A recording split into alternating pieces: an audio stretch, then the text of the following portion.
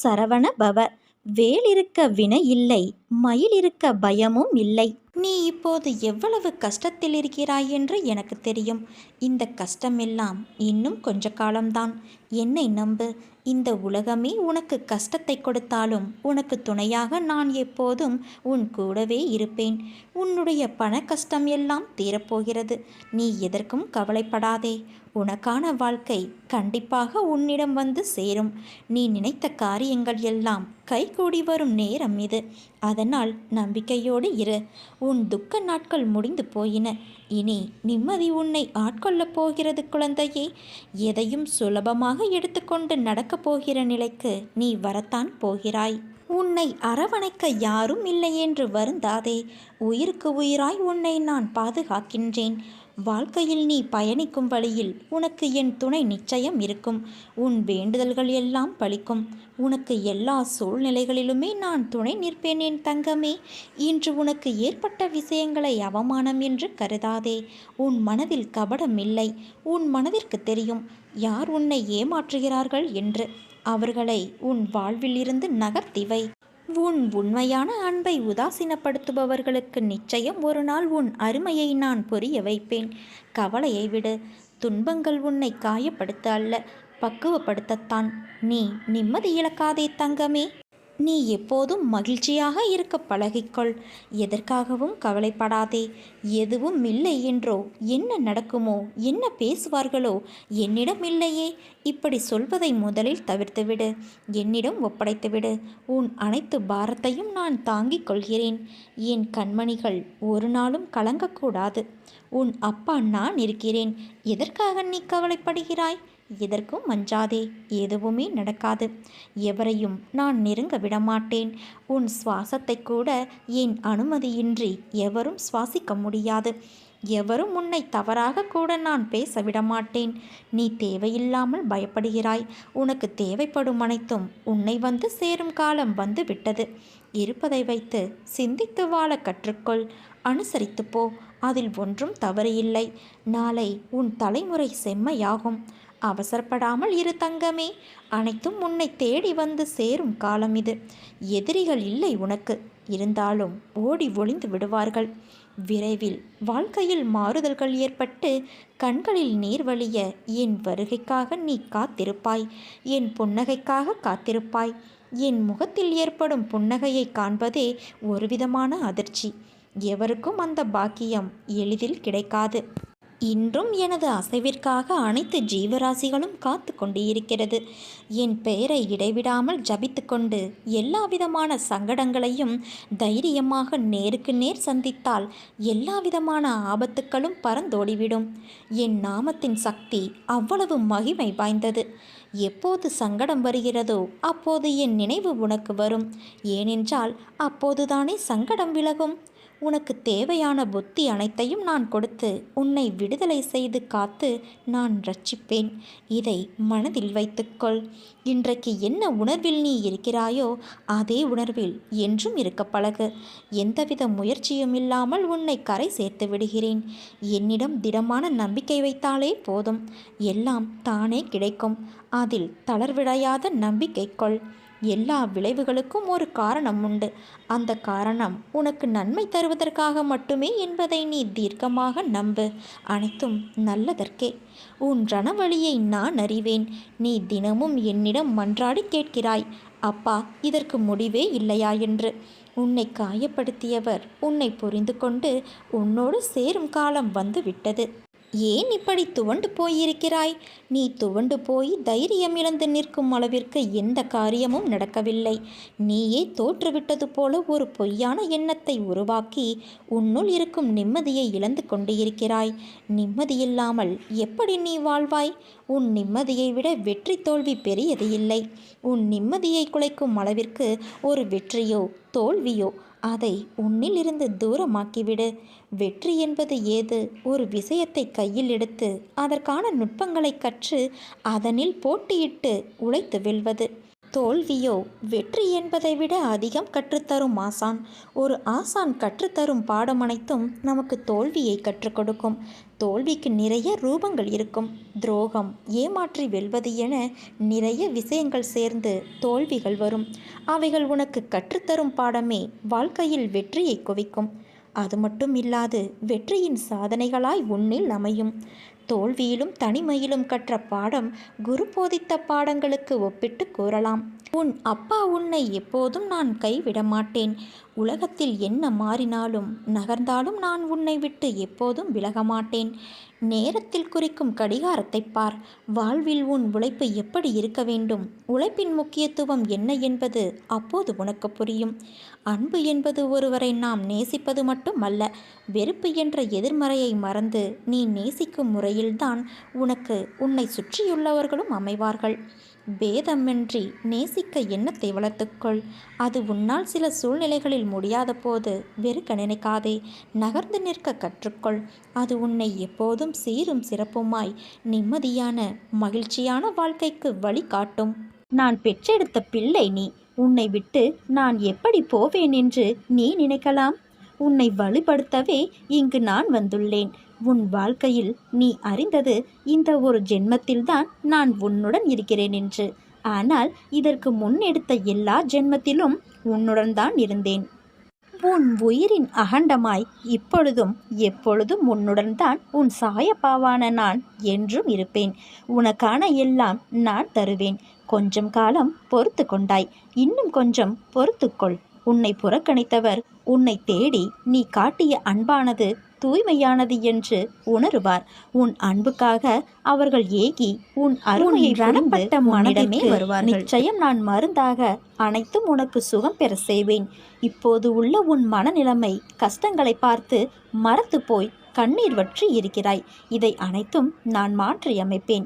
நீ என் மேல் கொண்ட பக்தியானது உலகை விட பெரிது. உன்னை என் பிள்ளை என்று சொல்லும்போது உன் சாயப்பா மனதில் ஏற்படுகின்ற ஆனந்தமானது வார்த்தைகளால் சொல்லி உணர வைக்க முடியாது. என் பிள்ளை நீ உன் வாழ்க்கையில் நல்ல விஷயங்களில் அடியெடுத்து வைக்கும் காலம் வந்துவிட்டது. உன்னை விட்டு நான் என்றும் விலக மாட்டேன். அன்புக்கு பெயர் கொண்ட பிள்ளை நீ. உன் மனதில் குதர்க்கமான எண்ணங்கள் எழுந்தால் அதை விட்டுவிடு. அதை பெரிதாக எடுக்காதே. மனமும் புத்தியும் நமக்கு பாதி நண்பன் பாதி எதிரி. அதனால் அவற்றை என் பாதத்தில் வைத்துவிடு. நான் பார்த்து கொள்கின்றேன். நிறை குறை என எல்லோரிடமும் உண்டு. அதனால் அதை திருத்த நீ முயற்சி செய். இப்படி குறையுடன் இருக்கிறோமே என்று வருத்தப்படாதே. உன் சாயப்பா இருக்கிறேன். என் ஆசியும் அருளும் எப்போதும் உனக்கு உண்டு.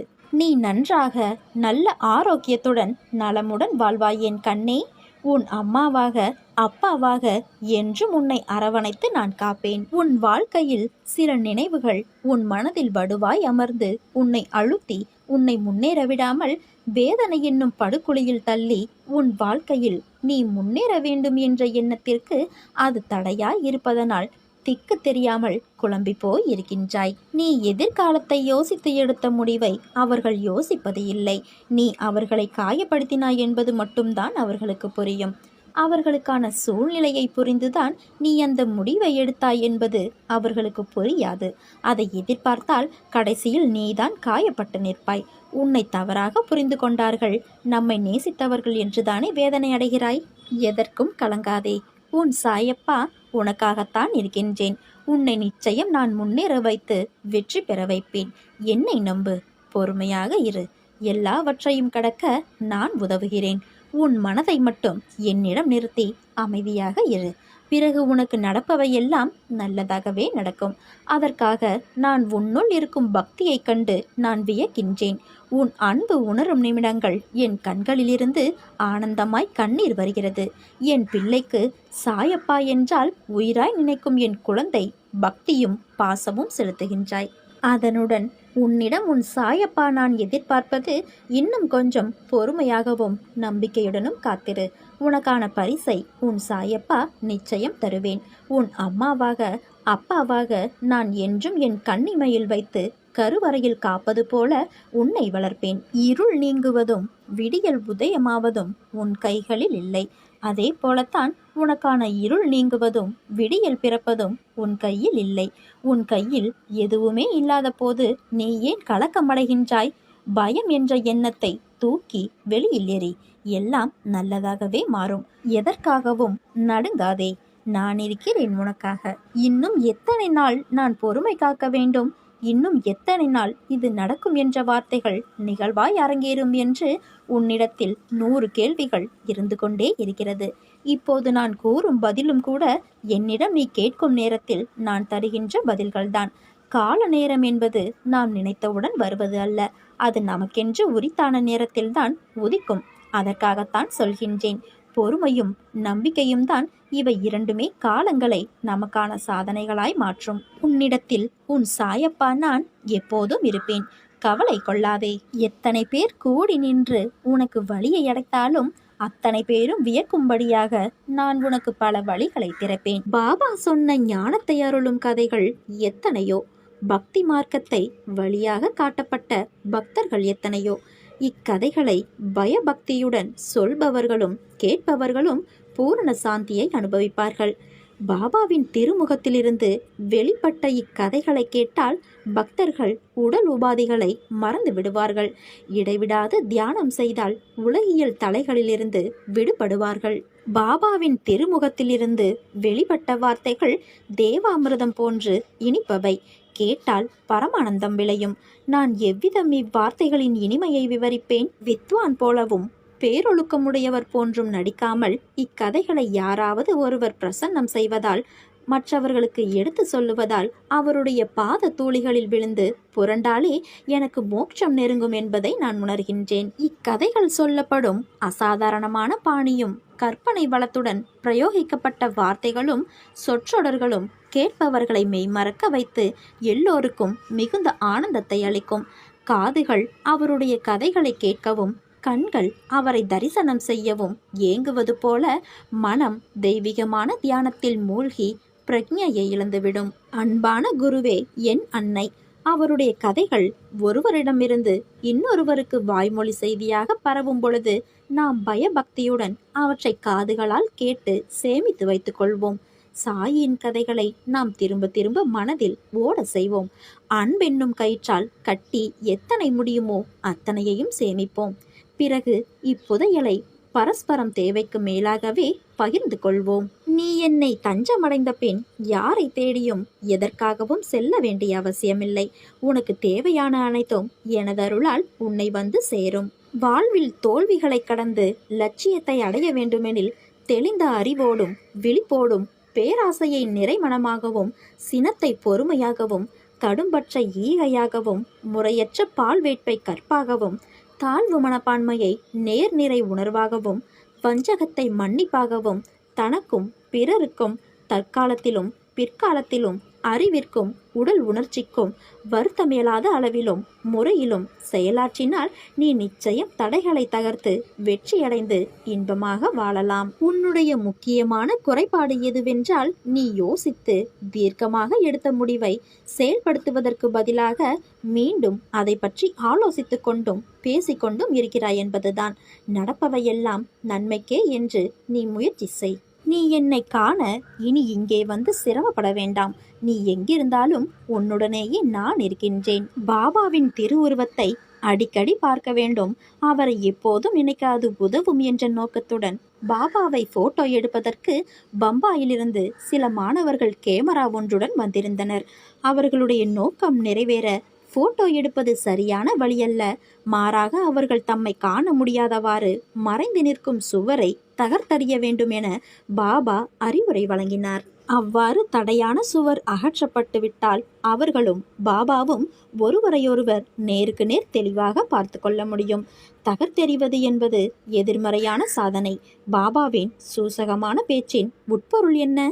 அந்த வாலிபர்கள் தாங்கள் என்பது தங்கள் உடல்கள்தான் என கருதியது போல பாபா என்பதும் பாபாவின் சரீரம்தான் என கருதினர். அந்த மாதிரி அனுமானங்களை விடாமல் பாபாவின் உடலை மட்டும் போட்டோ எடுக்க முயற்சி செய்யும் வரை தங்களை பற்றியும் பாபாவை பற்றியதுமான ஸ்வரூபம் சம்பந்தமான அவர்களது தவறான நோக்கங்களிலிருந்து விடுபட முடியாது.